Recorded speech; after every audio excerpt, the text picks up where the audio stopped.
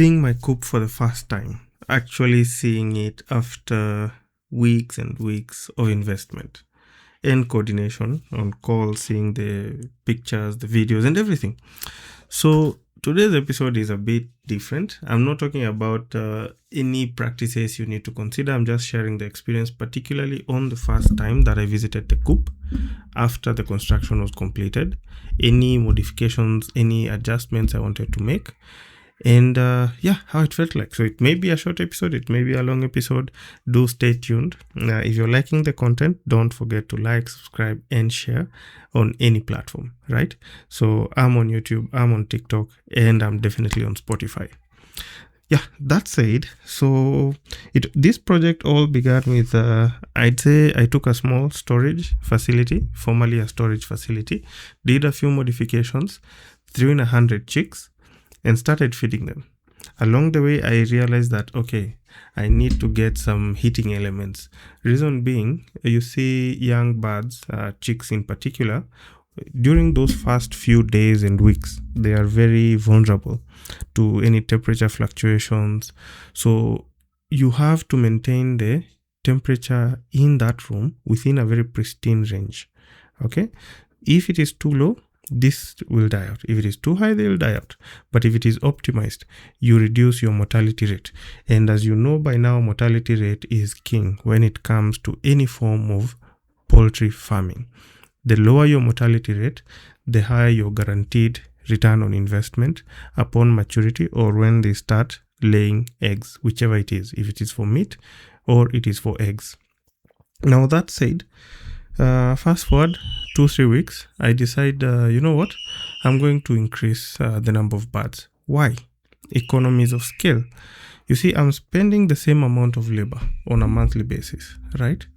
In this case, it's my land. I'm not leasing the land. So I'm not paying any additional costs to maintain the land. Then look at, say, the feed. The feed is more or less directly proportional to the number of mouths you have to feed, then the water. So how is economies of scale working out here? Two main things. You're looking at your labor, you're looking at your power.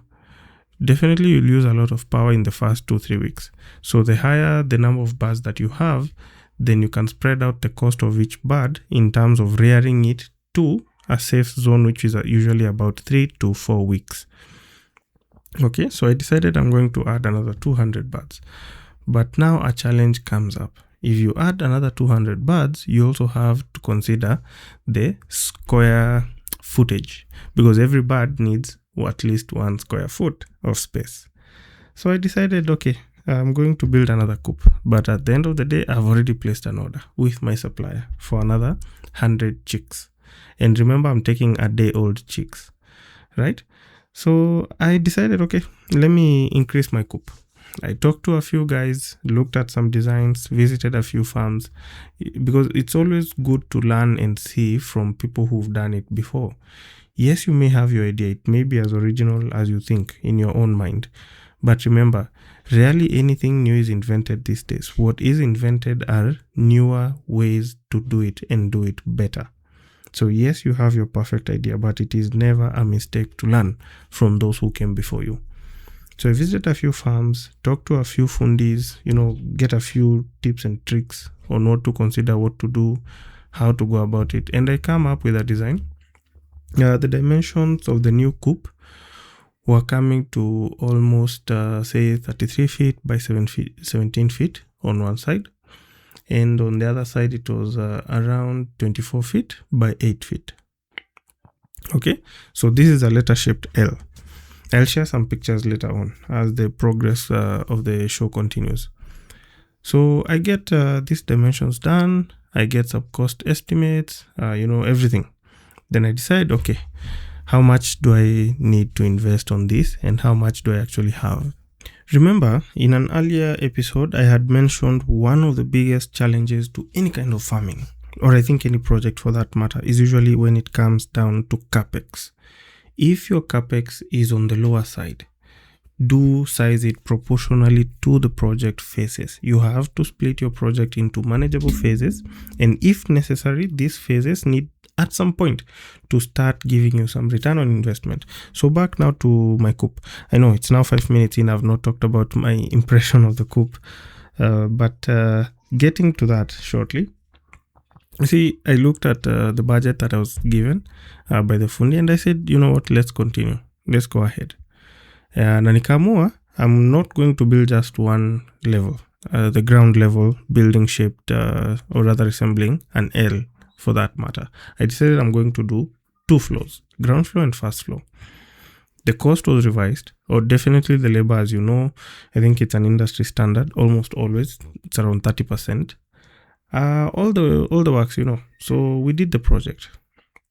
And throughout the project phases, the development, my project manager is updating me every time, telling me, okay, here's where we are.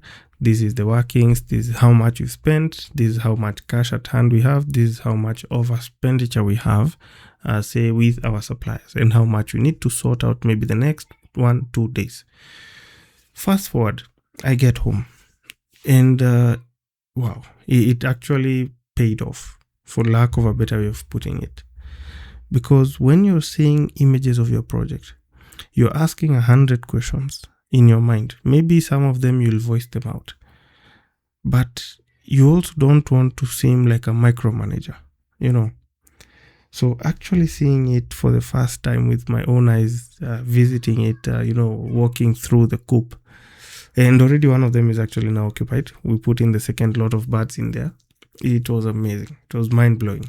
I will share some pictures. Some maybe some will have some audio. Don't know. We shall see down the line. But that said, it was an exciting time this weekend. Definitely looking forward to sharing more with you about the entire process, where I'm at, what I've faced, and what I'm currently planning to do and execute going forward. So that's it. Thank you for tuning in. Don't forget to like and subscribe to the channel if you find the content useful. If you have any questions, down in the comment section, or you can DM me and I will respond as soon as possible. Cheers, guys.